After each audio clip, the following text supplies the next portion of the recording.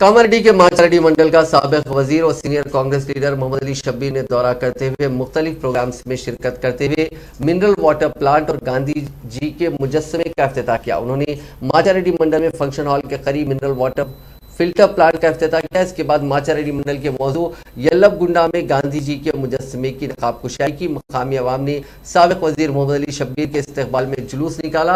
यल्लबगुंडा पहुंचते ही वहां के कांग्रेस सदर मजहरुद्दीन ने शालपोशी और गुलपोशी की। इस मौके पर जिला सदर कांग्रेस कैलाश श्रीनिवास, माचारेड्डी मंडल कांग्रेस सदर गणेश नायक, सीनियर कांग्रेस लक्ष्मण रेड्डी, शेख असलम, मुस्तफ़ा, सैयद एजाज, सैयद इमरान और मोहम्मद अली शब्बीर के फर्जंद मोहम्मद इलियास, मोहम्मद इम्तियाज, मोहम्मद मोइज, वसीउद्दीन मौजूद थे।